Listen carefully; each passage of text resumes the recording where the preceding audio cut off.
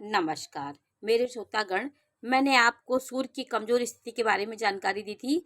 अब मैं आपको सूर्य यदि कमजोर हो, वीक हो, आपके 7 नंबर की राशि में हो, अस्त हो, सूर्य 4 नंबर की राशि में, यहाँ पे सूर्य अंधकार में हो जाता है। यहाँ सूर्य की रात्र का समय होता, आधी रात का समय होता है। यहाँ सूर्य अपनी पूर्ण ऊर्जा में रहता है। तो यहाँ पे सूर्य की स्थिति मजबूत हो जाती है और 4 नंबर में सूर्य ये आधी रात का समय हो जाता है।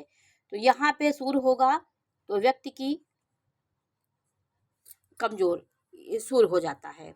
तो सूर्य 7 नंबर की राशि में नीच का हो जाता है, 1 नंबर में उच्च का हो जाता है। यदि सूर्य की स्थिति आपके 6, 8, 12 में है, सूर्य आपका राहु के साथ ग्रसित है, शनि के साथ ग्रसित है, तो यहाँ आपकी आत्मा स्पष्ट नहीं हो पाती, आपकी आत्मा कमजोर हो जाती है। सूर्य नेत्र का भी संबंध रखता है। सूर्य यदि 12वें भाव में सूर्य की स्थिति हो, नीच का हो, तो आंखों की रोशनी कमजोर हो जाती है। सूर्य शुक्र की स्थिति यदि 1 डिग्री में हो तो जन्मांध भी व्यक्ति हो सकता है।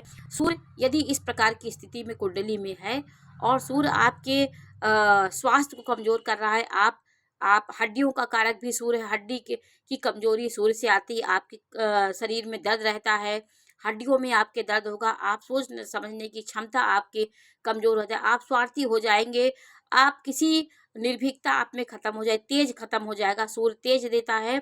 इस प्रकार की स्थिति यदि आपकी कुंडली में है तो आपको नित्य प्रति सूर्य को अर्घ देना चाहिए, लाल फूल डाल करके। सूर्य को प्रतिदिन उगते सूर्य को जब अर्घ देंगे तो उसका जो प्रकाश होगा वो आपके शरीर में, उसकी किरणें जब पड़ेंगी तो आपकी आत्मा मजबूत होगी। ये एक औषधि के रूप में उसकी किरणें आपको काम करेंगी।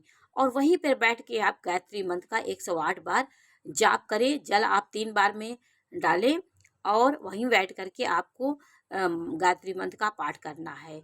आपको जब सूर्य का अर्घ देते हैं तो आपको वहाँ पे 7 परिक्रमा भी लगानी चाहिए। आपने जल दिया, उसी के जल के बाएं तरफ से जा कर के 7 बार आपको घूमना है। ये 7 परिक्रमा होती है।